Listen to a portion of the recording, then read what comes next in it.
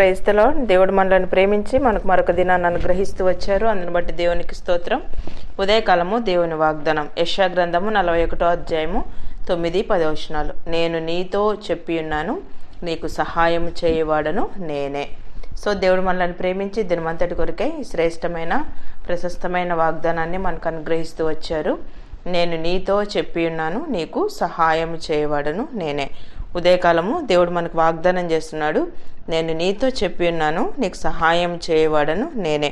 అంటే దేవుడే మనకి సహాయం చేస్తానని ఉదయకాలము వాగ్దానం చేస్తున్నాడు అనమాట. అంటే మనం ఎలాంటి పరిస్థితుల్లో ఉన్నా ఈ యొక్క యెషయా గ్రంథం 41వ అధ్యాయంలో మనం చదివినట్లయితే అధ్యాయంలో రకరకాల పరిస్థితులు గుండా, అనానుకూల పరిస్థితులు గుండా, ప్రతికూలమైన పరిస్థితులు గుండా, ఎడారి లాంటి పరిస్థితులు, అంటే రకరకాల పరిస్థితులు ఇక్కడ రాయబడుతూ వచ్చాయి. కానీ అలాంటి పరిస్థితుల్లో కూడా దేవుడే మనకి తోడై ఉన్నప్పుడు, దేవుడే సహాయం చేస్తానన్నప్పుడు ఏ విషయంలో కూడా మనము భయపడిన అవసరం లేదు. సో ఆ యొక్క అధ్యాయంలో రాయబడుతూ వచ్చింది అనమాట. తర్వాత అంటే దేవుడు చెప్పిన మాట ఏంది, మనం విశ్వాసం వస్తూ వచ్చినప్పుడు దేవుడే మనకు సహాయం చేస్తానని సెలవిచ్చిన వాగ్దానాన్ని మనము నమ్ముతూ వచ్చినప్పుడు మన జీవితంలో దేవుని యొక్క హస్తం ఈ కార్యం చేసిన విషయాన్ని మనము గ్రహించగలం అన్నమాట. అక్కడ వాక్యంలో రాయబడుతూ వచ్చిందనమాట, యెహోవా అను నేను వారికి ఉత్తరం ఇచ్చేదను, ఇశ్రాయేలు దేవుడైన నేను వారిని విడనాడను. సో మన దేవుడు మనకు ఉత్తరం ఇచ్చేటప్పుడు, దేవుడు మనల్ని విడనాడని సెలవిచ్చినప్పుడు,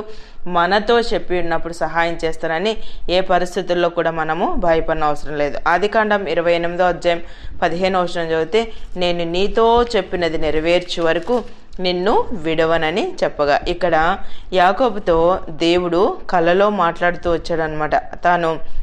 సో తల్లిదండ్రుల దగ్గర నుంచి తను వెళ్తూ వచ్చినప్పుడు ఆ యొక్క పరిస్థితుల్లో తను అంటే ఈ యొక్క విషయము దేవుడు తనకి కలలో బయలుపరుస్తూ వచ్చాడు. నేను నీతో చెప్పినది నెరవేర్చే వరకు నిన్ను విడవనని చెప్పగా, అప్పుడు యాకోబు నిద్ర తెలిసి నిశ్చయంగా యెహోవా ఈ స్థలమందున్నాడు. అంటే దేవుడు మనతో ఉన్నప్పుడు, మన జీవితంలో ఉన్నప్పుడు దేవుడు అన్ని విషయాలు కూడా మనకి బయలుపరిచేటువంటి దేవుడు అనమాట. సో యాకోబుతో దేవుడు అక్కడ ఎన్ని విధాలుగా మాట్లాడుతూ వచ్చాడనంటే, నీ సంతానం భూమి మీద లెక్కకి ఇసుకరేణువుల వల్లే అగును, నీవు పడమటి తట్టును, తూర్పు తట్టును, ఉత్తరపు తట్టును, దక్షిణపు తట్టును వ్యాపించదవు.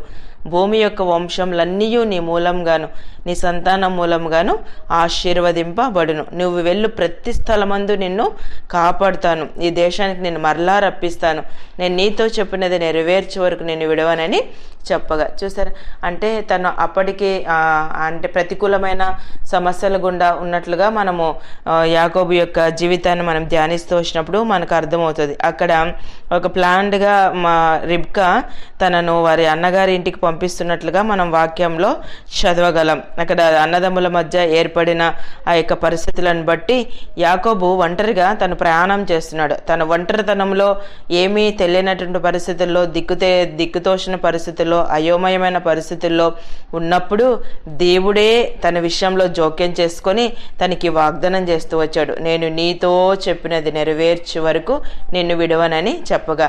సో యాకోబు వెళ్తున్న ఆ పరిస్థితులను చూసి అభయాన్ని ఇచ్చి మాట్లాడినటువంటి దేవుడు మరి ఉదయకాలం మనం వెళ్తున్న పరిస్థితుల్లో దేవుడు మన ఒంటరితనాన్ని చూడట్లేదా? నువ్వు ఎలాంటి పరిస్థితుల్లో ఉన్నావో ఆయన చూడట్లేదా? ఆయన సమస్తాన్ని చూస్తున్నటువంటి దేవుడు. యెహోవా కన్నులు ప్రతి స్థలం మీద ఉంటున్నావు, చెడ్డవారిని మంచివారిని చూచున్నని మన వాక్యంలో చదవగలం.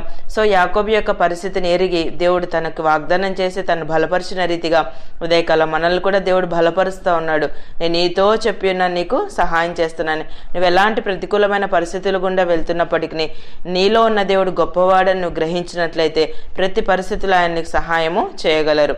2వ దినవృత్తాంతాల గ్రంథం 32వ అధ్యాయం 8వ వచనం చదివితే, మనకు సహాయం చేయుటకును మన యుద్ధంలను జరిగించుటకును మన దేవుడైన యెహోవా మనకు తోడుగా ఉన్నాడు. ఇక్కడ ఈ సన్హెరీబు విషయంలో వారు భయపడుతున్న పరిస్థితుల్లో హిజ్కియా జనులందరికీ ఈ మాట సెలవిచ్చాడు అనమాట, మనకి ఎక్కువైన సహాయం కలదు, ఎందుకంటే మనకు సహాయం చేయుటకు మన యుద్ధాలు జరిగించుటకును మన దేవుడని యెహోవా మన తోడుగా ఉన్నాడు. మనకు దేవుడే మనకు తోడై ఉన్నప్పుడు వాళ్ళు ఎలాంటి వారైనా సరే, ఎలా దండెత్తి వస్తారైనా పర్వాలేదు, మనలో ఉన్నవాడు గొప్పవాడు. సో మనకి ఎక్కువైన సహాయాన్ని దేవుడు మనకు అనుగ్రహిస్తాడని విశ్వసించి జనులందరికీ ఆ మాట సన్హెరీబు విషయంలో అతను బలపరుస్తూ వచ్చాడు అనమాట హిజ్కియా. ఉదయకాలం మనం కూడా శత్రువు ద్వారా రకరకాల పరిస్థితుల ద్వారా, కుటుంబంలో అనేకమైన పరిస్థితులను బట్టి, ఒకవేళ అవి అనారోగ్య సమస్యలు ఉండొచ్చు, చెప్పుకోలేని సమస్యలు ఉండొచ్చు, ఆర్థిక ఇబ్బందులు ఉండొచ్చు, లేమితో కూడిన పరిస్థితులు ఉండొచ్చు, రకరకాల పరిస్థితుల గుండా ఉదయకాలం నీలో నీవే సతమతమవుతూ ఒంటరితనాన్ని అనుభవిస్తూ యాకోబులాగా ఆలోచిస్తూ నువ్వు కూడా ఉన్నావేమో. సో ఉదయకాలం దేవుడు నీకు వాగ్దానం చేస్తున్నాడు. యాకోబు పరిస్థితుల విషయంలో దేవుడే జోక్యం చేసుకుని తను బలపరిచిన దేవుడు. హిజ్కియా తన జనులు వెళ్తున్న పరిస్థితుల్లో దేవుడే జోక్యం చేసుకుని దేవుడు వాగ్దానాల ద్వారా బలపరుస్తూ వచ్చినప్పుడు ఉదయకాలం యెషయా గ్రంథంలో మనం సెలవిచ్చిన వాగ్దాన ప్రకారం మన జీవితంలో కూడా దేవుడు వాగ్దానం చేస్తున్నాడు. నువ్వు ఎలాంటి పరిస్థితుల గుండా వెళ్తున్నప్పటికీ దేవుడు అంటున్నాడు, నేను నీతో చెప్పి ఉన్నాను, నీకు సహాయం చేయవాడను నేనే.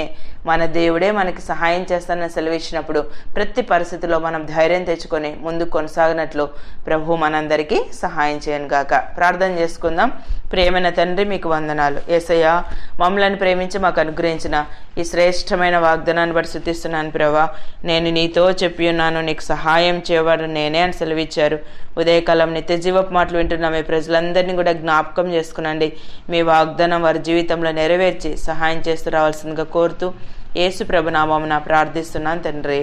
ఆమెన్.